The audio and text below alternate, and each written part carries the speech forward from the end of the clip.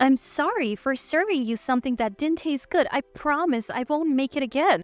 Oh, no matter what I made, he always criticized it. I reached my breaking point. I decided to divorce and leave the house. Then, something unexpected happened with my husband and our eldest son. When a woman gets married, she's often not called by her first name anymore. My name is Emma, but at work and in the neighborhood, I'm known as Mrs. Taylor. Even at the daycare and school, they call me that. I would be okay if my husband called me by my first name, but he only refers to me as hey or you. From the beginning of our marriage and even now at 50, I've always called him Gordon. But it seems he doesn't get the hint. Gordon is 3 years older than me, making him 53. He works for a transportation company and used to deliver goods to the deli where I work. The friendly Gordon started chatting with me, a store clerk, and we became close. Our meeting was quite romantic, but married life wasn't like a fairy tale. Gordon, using work as an excuse, never helped with household chores. Even though I'm a full-time worker at the deli, it's not like I'm a stay-at-home mom. We had our eldest son Mark, but Gordon hardly ever helped raise him. Men get praised just for playing catch with their kids, but women work from dawn till dusk and still aren't exempt from household duties, nor do they get any praise. Isn't society's expectation that mothers should naturally take care of their children oppressive to women? Mark was a good kid until high school, but after joining the workforce, he became sarcastic, especially in the last 2 years since he joined his current company. He's been coming home late and doesn't listen to me at all, but for some reason he and Gordon get along really well. Sometimes they even mock me together. Mark, what kind of job are you doing right now? I work for an IT company. There are many types of IT companies, right? Why bother explaining? You wouldn't get it anyway. With a smirk, he seemed annoyed to talk with me. Maybe at 25, Mark doesn't feel like explaining his job in detail to his mom. Sometimes I get so mad at him it scares me. Am I lacking maternal instincts? There's a term called unconditional love. When Mark was a baby, I felt that intense love for him. Looking at his cute sleeping face, I felt I could do anything for him, but now, seeing the sarcastic man Mark has become, my unconditional love wavers. I find myself expecting something in return for the love I give. Both from Gordon and Mark. 26 years of marriage. Every day is filled with sighs, and I can't say I have been happy. About 2 years ago, Gordon and Mark started teaming up to criticize my cooking. I don't think my cooking skills suddenly dropped, and I don't remember cutting corners. I always consider nutritional balance, try to save every penny at the supermarket, and take into account Gordon and Mark's favorite dishes. Planning daily meals is hard enough, but having my hard work criticized is honestly disheartening. Tonight, I made Gordon's favorite Chinese stir-fry. I thought he would be pleased, but Gordon yelled, "What is this?" Is it not good?" "It's too salty." "You said it was too bland yesterday." Then Gordon pointed at me accusingly. "Can't you find a middle ground? It's always one extreme or the other with you." Yet, he continued to eat voraciously, exaggeratingly leaning back and shouting, "So salty." Mark just ate silently. How about you, Mark? I often get taken to fancy restaurants in Akasaka and Ginza by my boss. So I've become a gourmet. Everything tastes good to me now. I worry for the woman who might marry such a sarcastic man, even if he is my own son. While still complaining about the saltiness, Gordon finished his meal and in the end, so did Mark. Feeling stressed, I decided to grab a meal with my best friend Juliet on my day off. Juliet, like me, is 50. She went through a divorce 2 years ago. Her husband never lifted a finger around the house but had the nerve to point out a dirty window and some dust. Juliet lost it. She told me she whacked him on the head with a hanger. Talk about gutsy. When I brought up Gordon and Mark, Juliet got mad as if it was about her. Why don't you just tell him to cook for himself and hit him with a frying pan? I can't say that if I did, he would just get stubborn and insist on cooking. He would probably realize how hot cooking is if he tried it himself. I wouldn't dare eat anything Gordon cooked. Juliet laughed heartily, but for me, it's a real concern. Ever since I became single, I have been quite popular at work. It's your life, you know. You aren't living just for your husband or kids. You're only 50, Emma. I'm already 50. Don't give up because of age. 50 is when life truly begins. I get asked out for dinner by male colleagues quite often. It's probably because I'm single now. If the guy is single too, there's no issue. Juliet looked radiant. Her confidence and positivity were blinding. Is the ideal mother and wife someone who puts her kids first? Husband second and herself last, is that right? Whether it's right or not, society's norms aren't always correct. Before being a mother or a wife, you are an individual. Life's more fun when you live for yourself. I was taken aback. You're intense, Juliet. Don't call me intense, I'm just normal. Dinner time is always tense for me. In most households, dinner time is a moment of family bonding and happiness. Tonight, I made Mark's favorite, curry rice. But after one bite, Gordon shouted, "What the heck is this? Is it bad?" "It's sweet, way too sweet. Who makes sweet curry?"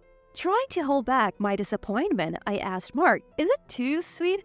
I prefer spicy or medium spicy, but more importantly, I know this amazing curry place. I mean, it's not fair to compare a home cook to a Michelin-starred chef." I don't cook just to hear Gordon's harsh words and Mark's sarcastic comments. Without considering my feelings, Gordon sighed. "Oh, my mom's curry rice was the best, just like home." I wanted to tell him to have his mother cook for him every day, but I was afraid of escalating the argument, so I held back. At work, while I was assisting a customer, my manager, Mr. Smith, complimented me. "Mrs. Taylor, your customer service is always so cheerful and genuine. It's great." Really? Thank you so much. Words have power. Even a single compliment can lift your spirits. Customer service is crucial. If the staff is pleasant, customers will want to return. Even though each deli claims to have its unique offerings, they all seem to sell similar items. Naturally, if the prices are the same, people would prefer the store with better customer service. Mr. Smith is 54 and single. He doesn't seem to be divorced, nor does he appear to be against marriage. Standing tall at 6 feet, he's a dandy gentleman and quite the charmer, especially among the younger female staff. Being single in your 50s doesn't mean you're not attractive. Maybe his standards are sky high, or perhaps he had a passionate love affair when he was younger and can't forget it. His mysterious aura probably fuels rumors, making him even more intriguing to the ladies. Mr. Smith treats me, a 50-year-old, with the same kindness he shows to the women in their 20s. Such a gentleman. I can't help but wonder how Gordon and Mark behave at work. If Mark makes snide remarks to his colleagues like he does at home, he would definitely be disliked. I worry about Gordon, especially when it comes to bullying subordinates or harassing female colleagues. I just hope he never gets arrested. During the dreaded dinner time, Gordon and Mark were watching TV. It was a show where family restaurant staff showcased their best dishes, judged by renowned chefs. As I casually watched, Gordon chimed in, "Don't you ever think of going on this show? Why? Would you fail everyone?" Mark joined in, laughing at his father's joke. "They would probably say, 'Are you trying to kill me with this?' and throw a rejection card at you." That's just too much. So, should we order pizza tonight? "Pizza? I'm in the mood for a hamburger steak." Takeout from the family restaurant? Seeing my rare defiance, Gordon's expression changed. "What's with the attitude? Even I have my limits, you know?" Mark laughed along with his father. "I'll sing 'I Want You Back' in full chorus." I wasn't amused. "What's, I Want You Back? Don't you know anything?" They can have their fun. I felt left out and lonely. Juliet's face came to mind, and the word divorce crossed my thoughts. It was in the evening after work. Mr. Smith called me over. "Emma." "Huh?" "Sorry, Mrs. Taylor." I smiled at him. "If you want to call me that, it's fine." "Oh, really?" A forgotten thrill. For a moment, a love song played in the background of my mind, but I quickly dismissed it. Life isn't that sweet. It rarely goes as planned. There are several young, attractive female staff in their 20s. I'm probably not even on his radar. As expected, Mr. Smith wanted to discuss work, not dinner. "Actually, there's talk of our store making a TV appearance." "On TV?" "It's a show where family restaurants and delis showcase their signature dishes and a chief judges them." I know it. My husband and son watch it regularly. The theme is lunch combos, and there will be an internal tasting session. This session will determine who represents the store on TV. We're thinking of having you, Emma, represent us. I was taken aback and immediately declined. My husband and son criticize my cooking every day. Mr. Smith pondered for a moment. Do they leave food on their plates? No, they always finish it. I have a friend who, no matter how good the restaurant, always says, "You're satisfied with this? I know better places." Really? Maybe Gordon and Mark are like that. We need someone like you who cooks daily. Would you consider creating a menu for us? The responsibility is immense, and I lack confidence, but part of me wants to try. I want feedback from people other than Gordon and Mark. I took the challenge seriously and crafted a lunch combo.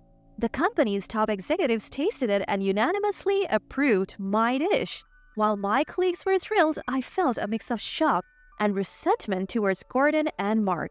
Despite their daily criticisms, everyone else loved my dish. I can't understand why they would belittle my cooking. Was it just for fun? Furious, I left work early and stopped by the city office. I didn't tell Gordon and Mark about my selection for the TV show.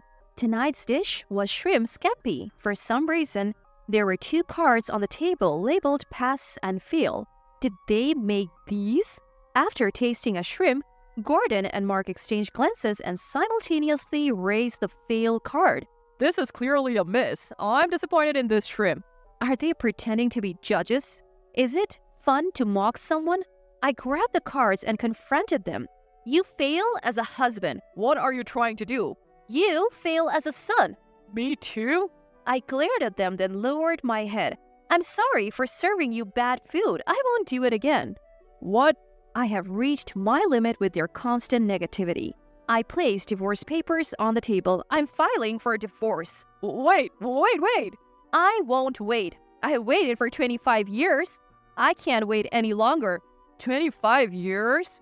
Okay, maybe not 25 years, but for the past 2 years, I've been patient. I can't take it anymore. I am leaving this house. Gordon, in shock, tried to laugh it off. It's Candid Camera, right? That's an old reference. Where's the hidden camera? As he pretended to search, Mark warned him. Dad, she seems serious. Really? Of course, I am. Congratulations. You won't have to eat bad food anymore. A whirlwind of change, I quickly moved out and started living on my own. Juliet's support was invaluable. Without the burden of my foolish husband and clueless son, I could focus on my job. Perhaps when life changes, many things start to shift. The company asked me to appear on TV. No way, I can't do TV. You should get someone younger and prettier. That's how TV works. Most people only get one shot at TV in their lifetime. While part of me wanted to do it, I was worried about how I would look on screen. The show will have the chief judge ask detailed questions about the dish. If it's not the person who made it, they won't be able to answer. I see. Convinced by Mr. Smith and the executives, I agreed to the TV appearance. I didn't tell Gordon and Mark. I have blocked their calls, so they can't reach me. And I have no intention of reaching out. Of course, I told Juliet about the TV appearance. She was shocked and said, I want to be on it too, with teary eyes. I appeared on TV with Mr. Smith. It was my first time and my heart raced with nervousness. Watching the stern-faced chef silently eat my lunch combo, I felt like apologizing before the judgment. This bolognese has Worcestershire sauce, ketchup, and instant coffee. I see. Finally, judgment time, I prayed. As the judges unanimously raised the pass card, they even praised it as delicious and perfect. I high-fived Mr. Smith blushing. I hoped it wasn't a dream. After that, I got involved in product development and received a raise. Was it luck that things turned around after escaping from a rude husband and a sarcastic son? 3 months after the divorce, Mark visited the store. He had bulked up like a football player, which surprised me. What happened to you?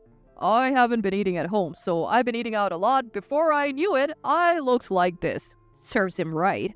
It's probably karma for mocking the food that a top chef praised.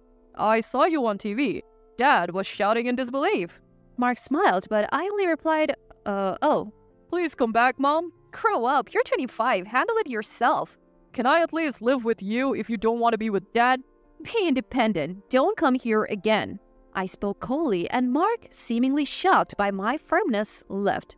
The next day, As I was placing an umbrella stand outside the store, a massive man approached. Emma, Who are you? don't play dumb. It was Gordon, but he had gained a significant amount of weight. Because of you, I've been eating and drinking at pubs every day. Before I knew it, I couldn't move. You have no right to call me that anymore. Gordon tried to laugh it off. Emma, please come back. At this rate, Mark and I will turn into Crusher Blackwell. Crusher, what? You don't know who Crusher Blackwell? He was a 215-kilo wrestler. His jokes showed no remorse. I don't want to waste my time talking to you. Please leave. Despite my harsh words, Gordon persisted. I apologize for everything, truly. Even as he apologized, I remained silent. Your cooking was always amazing. My mother told me never to praise someone too much. If you keep saying something's delicious, they won't improve. Wait, where are you going? Before Gordon could finish his apology, I had already retreated into the store. But to my surprise, he followed me in. Wait, we were in the middle of a conversation. I have nothing more to say. If you persist, I'll call the police. The police? Gordon dramatically looked around, then back at me. Why bring the police into a marital issue? We're not married anymore. Just give me one more chance. Please leave. Suddenly, Mr. Smith emerged from the back. I've called the police. Maybe you should leave. Who are you? I'm the manager of the store. Why are you intervening in a marital dispute? We are not a couple. Gordon, with his exaggerated gestures, pointed at Mr. Smith and me. I get it now. Is that why you divorced? Are you two together? Enough. His rude insinuation infuriated me. What nonsense are you spouting? I won't tolerate it. Is it true? Is that why you're so upset? Just then, a police car pulled up and two sturdy officers entered. That's the man.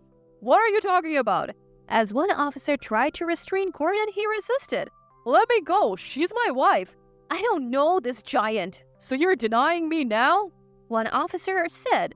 We'll discuss this at the station. The other officer was also thrown off. Had Gordon become so strong as a wrestler? Overwhelmed by jealousy, Gordon's face twisted into a terrifying scowl as he grabbed one of the store's umbrellas. I was taken aback, but Mr. Smith bravely stepped in front of me, arms outstretched. Trying to play the knight, are you? Showing your true colors, you homewrecker? As Gordon raised the umbrella to strike, an officer from behind forcefully knocked it out of his hand and grabbed Gordon's wrist. You're under arrest for obstructing official duties. Obstructing official duties? The police's signature move? You think that solves everything? Just come with us. Emma, help! Everyone on the street was watching. I felt my face burning with embarrassment. The commotion continued as Gordon was forced into the police car.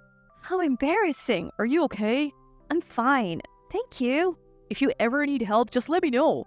Such comforting words. You're very kind. I'm not kind to everyone. Huh? Mr. Smith left after dropping that ambiguous line. Maybe it wasn't a misunderstanding. Since then, neither Gordon nor Mark visited the store. I finally had peace. After 26 years of marriage, I was free. I could have lunch with Juliet whenever I wanted and enjoy dinners. Even returning to a dark apartment, I never felt lonely. Work was fulfilling and being valued by the company felt great. One day, Mr. Smith approached me. Emma, do you like musicals? Musicals? I got 2 tickets. It's easy to watch a movie anytime, but a play has a fixed date. I noticed he was sweating. Memories of my youth resurfaced and my heart raced. Maybe it wasn't a misunderstanding after all. I love musicals. I would love to go. Great. I'll take the tickets and go with a friend. What? Just kidding. How about a nice dinner afterwards? Seeing Mr. Smith's relieved expression, I smiled. Life is unpredictable. Now, I am embarking on a second youth.